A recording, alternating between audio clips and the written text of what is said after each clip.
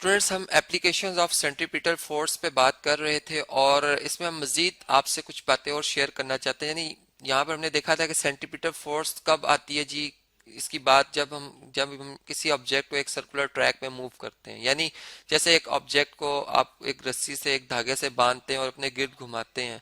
तो जो फोर्स आप अपने हाथ से लगा रहे होते हैं, जिसकी डायरेक्शन आपके हाथ की तरफ होती है, वो सेंट्रीपिटल फोर्स होती है। और फिर रिएक्शन के तौर पर ये ऑब्जेक्ट जो है, जो आपके हाथ के ऊपर फोर्स लगाता है, जिसकी डायरेक्शन बाहर की सिमत में होती है, वो होती है जी सेंट्रीफ्यूगल फोर्स, जो कि रिएक्शन फोर्स होती है। जैसे अगर हम अर्थ और मून को देखें, तो जमीन जो हमारी जमीन अर्थ जो है, वो अगर मून पे एक फोर्स लगा रही है, जिससे ये ऑब्जेक्ट, ये मून जो है वो हमारी जमीन के गिर्द रिवॉल्व कर रहा है, वो सेंट्रीपिटल फोर्स की वजह से। और फिर से जो एक्सलेशन प्रोड्यूस होती है, वो चूंकि वेलोसिटी में चेंज आने की वजह से, डायरेक्शन में चेंज आने की वजह से हो रही होती है, और जिससे हमने देखा था कि उसकी डायरेक्शन, जो एक्सलेशन की डायरेक्शन है, वो भी टुवर्ड्स द जो है वो सेंटर बन रही थी, यानी अर्थ की तरफ बन रही थी। तो फिर हमने देखा कि वाकई जो है हमारे पास सेंटीमीटर फोर्स की वजह से ये मोशन में, और फिर सेंट्रीफ्यूगल फोर्स जो है, जो कि रिएक्शन फोर्स है, वो जो मून अर्थ पे लगा रहा है, उसकी डायरेक्शन होती है जी आउटसाइड पर। तो ये बातें हमें पता चलती हैं कि सेंट्रीपिटल फोर्स, सेंट्रीफ्यूगल फोर्स एक दूसरे के मुखालिफ सिमत में होती है, इनकी डायरेक्शन मैग्नीट्यूड में बराबर होती है, तब आती हैं जब एक ऑब्जेक्ट जो है सर्कुलर ट्रैक में मूव करना शुरू करता है। तो इसी तरह एक रोड की हमने एग्जाम्पल ली थी बैंकिंग ऑफ रोड में, कि अगर एक बॉडी स्ट्रेट पाथ में मूव करी, तो वहां तो सेंटीपिटल फोर्स नहीं है, यानी अगर उसका ट्रैक, अगर सर्कुलर ट्रैक नहीं है, तो फिर सेंटीपिटल फोर्स नहीं है। लेकिन अगर एक सर्कुलर ट्रैक में जैसी आती है, तो उसे सेंटीपिटल फोर्स चाहिए, जो कि इंजन से वो इनवर्ट लगाएगा अपने, यानी उस सर्कुलर ट्रैक के सेंटर की तरफ वो फोर्स की डायरेक्शन होगी। जबकि गाड़ी पे जो फोर्स लगेगी, जो कि आउटवर्ड होगी, जो उसे बाहर की तरफ धकेलेगी, वो होगी सेंट्रीफ्यूगल फोर्स, जो कि सेंटीमीटर फोर्स जो कि उस पाथ पे चाहिए उसके बराबर उसकी मैग्नीट्यूड होती है। तो अब क्या होता है कि गाड़ी को अगर सेंटीमीटर फोर्स ना मिले, चूंकि एक फोर्स की अगर हम देखें तो उसका जो फार्मूला होता है सेंटीमीटर फोर्स का, वो mv²/r होता है, और इसमें वेलोसिटी से तो गाड़ी मूव कर ही रही होती है। अगर वो अपनी स्पीड स्लो नहीं करती और ट्रैक का रेडियस तो अपनी जगह पे कांस्टेंट है,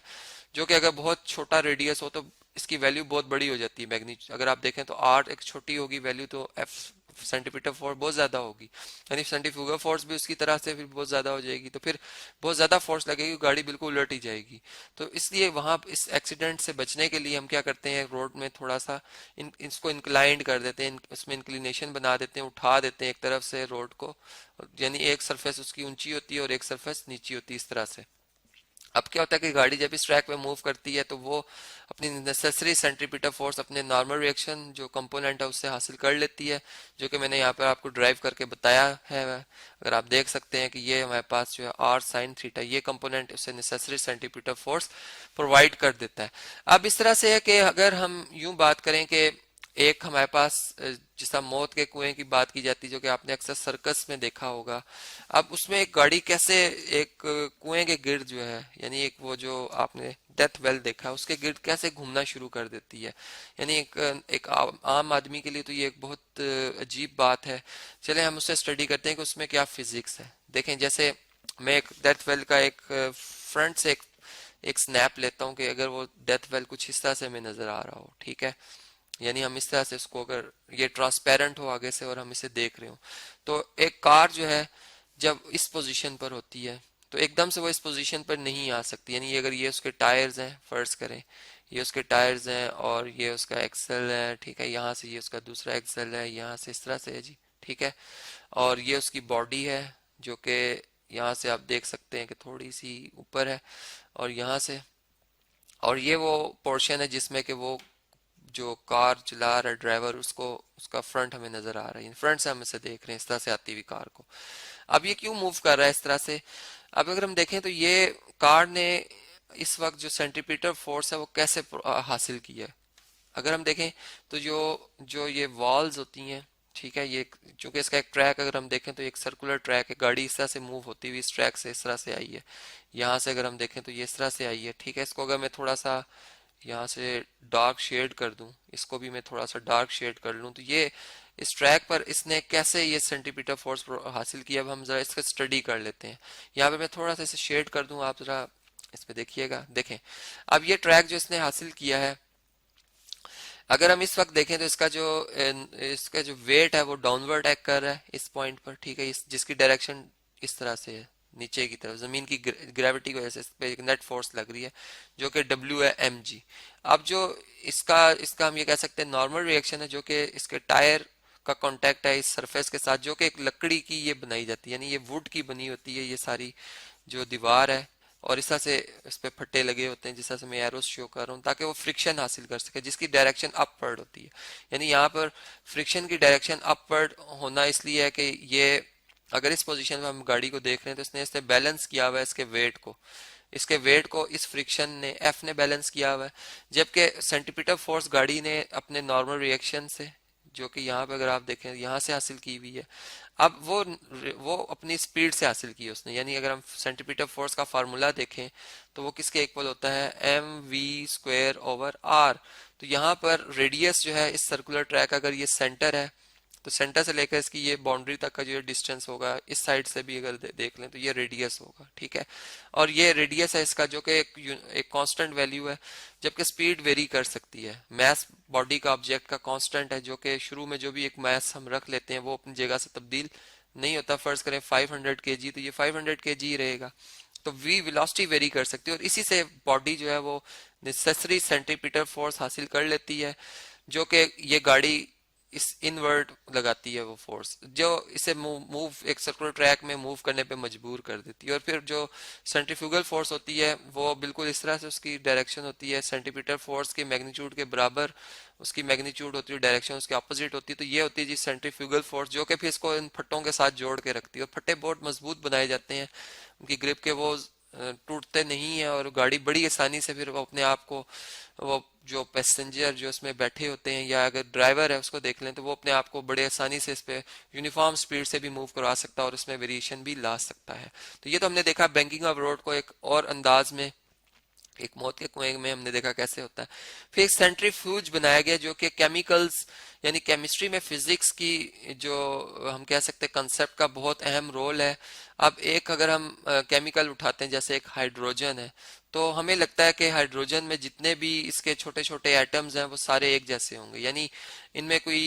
इनका जो मैस होगा वो सारों का एक एक जैसा होगा। लेकिन मसला ये है कि वो इनका मैस जो है वो एक जैसा नहीं है। अब वो हमें कैसे पता चला कि इनका मैस सेम है या नहीं है, ठीक है। उसका अंदाजा हमें इस तरह से हुआ कि जब उन्हें एक सेंट्रीफ्यूज में, यानी एक आप अगर देखें एक मशीन है जिसमें सिर्फ ट्यूब रखने की जगह होती है, उन ट्यूब के अंदर अगर हम कोई केमिकल, चलें हाइड्रोजन की बात कर लेते हैं, हम एक हाइड्रोजन या केमिकल कोई रख लेंगे इसके अंदर, और उसे जब हम इस मशीन में रोटेट करते हैं, गोल घुमाते हैं सर्कुलर ट्रैक में, जिसका सेंटर ये है फर्ज करें और ये यहाँ तक ये रेडियस है इसका, ठीक है। तो यहाँ पर सेंटीपीटर फोर्स और सेंटीफ्यूगल फोर्स जब मोशन में आती है बॉडी तो ये अमल दखल करती है, यानी m v square over r, इस फार्मूला को अगर आप देखें तो अब सेंटीपीटर फोर्स जब एक बॉडी का जिसका एक खास मैस होगा इस ट्यूब में हम इसे फिल करेंगे और ये खास वेलोसिटी से जब इस सर्कुलर ट्रैक में रेडियस में मूव करेगी तो इस पे सेंटीपीटर फोर्स जो है वो इन्वर्ट इसके मॉलिक्यूल्स को, यानी जो छोटे छोटे पार्टिकल्स से या एटम से मिलकर ये बनी हुई ऑब्जेक्ट, इसको इन्वर्ट खींचेगी, जबकि सेंटीफ्यूगल फोर्स इन्हें आउटवर्ड खींचेगी। अब होगा क्या कि वो पार्टिकल्स जो कि डिफरेंट डेंसिटीज के होंगे, यानी जिनका हम कह सकते हैं कि डेंसिटी बेसिकली, यानी अगर हम उसका फार्मूला देखें तो वो मैस पर वॉल्यूम होता है, ठीक है। यानी रेशियो है, एक रेट है हमारे पास। तो अब यहाँ पे अगर हम देखें तो अब हम ये देखते हैं कि जो डेंसर पार्टिकल्स हैं वो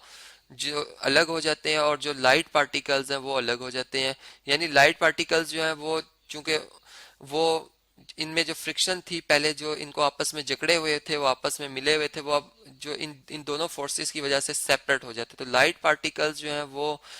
एक्सिस ऑफ रोटेशन की तरफ जो है वो मूव कर जाते हैं, ठीक है। जबकि जो डेंसर पार्टिकल्स हैं वो away from the axis of rotation जो है वो मूव कर जाते हैं, जिससे कि फिर जो हम ये देख सकते हैं कि हाइड्रोजन के जो आइसोटोप्स हैं, इसका एक जो एक कंसेप्ट है वो हमें समझ में आता है कि आइसोटोप्स जो कि हम ये कहते हैं कि एक ही केमिकल के जो डिफरेंट मैसेज वाले एटम्स हैं वो सेपरेट हो जाते हैं, जिनकी डेंसिटी डिफरेंट होती है। तो फिर ये इस तरह से जो प्रोटियम, ड्यूट्रियम, जो ट्रिटियम है, वो हाइड्रोजन के जो आइसोटोप्स हमें पता चले कि होते हैं। फिर अगर हम इसी प्रिंसिपल पर रहें तो ये जो क्रीम सेपरेटर है, जो कि अगर हम पुराने वक्तों में जाएं तो ये दूध से मक्खन निकालना या घी निकालना, ये प्रोसेस चला रहा है। अब उसमें फिजिक्स क्या थी? वो फिजिक्स यही थी कि सेंटीपीटर फोर्स, सेंट्रीफ्यूगल फोर्स जो मिलके लाइट पार्टिकल्स और हैवी पार्टिकल्स हैं उन्हें अलग अलग कर देती है, और फिर इससे जो है वो क्रीम अलग हो जाती है, और जो अगर उसमें हैवी पार्टिकल्स हैं वो अलग हो जाते हैं। तो इस तरह से वॉशिंग मशीन को भी अगर हम देखें तो वो भी बिल्कुल इसी तरह से वर्क करती है कि उसमें जब हम क्लॉथ्स डाल देते हैं जो कि गंदे कपड़े होते हैं, अब वो क्लॉथ्स के अंदर जो डस्ट होती है वो जब हम सर्फ वगैरह या कोई साबुन वगैरह डालते हैं मशीन में और वाटर डालते हैं और इसे जब घुमाते हैं तो वो एक खास रेडियस में जब मूव करती है तो उस पर भी सेंटीमीटर फोर्स एक्ट करती है, और फिर वो डस्ट पार्टिकल्स जो होते हैं, जो अगर लाइट पार्टिकल्स होते हैं और जो वाटर मालिक्यूल्स होते हैं उन क्लॉथ्स के अंदर वो हैवी होते हैं, वो अलग अलग हो जाते हैं, यानी डस्ट अलग कर देते हैं, और सर्फ उनमें जो फ्रिक्शन है वो खत्म कर देता है डस्ट से, और वो जो कि जकड़े हुए होते हैं उन कपड़ों के साथ वो उनसे अलग हो जाती हैं। और इसे ड्रायर के अंदर अगर हम देखें तो ड्रायर में भी जब हम गीले कपड़े डालते हैं तो उसके जो सिलेंडर होता है उसमें छोटे छोटे सुराख होते हैं, अगर यहाँ पे मैं बना दूं होल्स होते हैं। अब वाटर जब उन सिलेंडर में रिवॉल्व करता है, गोल घूमता है, तो उसमें जो क्लॉथ के अंदर जितने भी वाटर मॉलिक्यूल होते हैं वो अलग हो जाते हैं, यानी इन होल से बाहर निकल जाते हैं और कपड़े उसके अंदर ही रहते हैं उस सिलेंडर में, तो वो कपड़े खुश्क हो जाते हैं जबकि पानी जो है वो उनमें से बाहर निकल जाता है।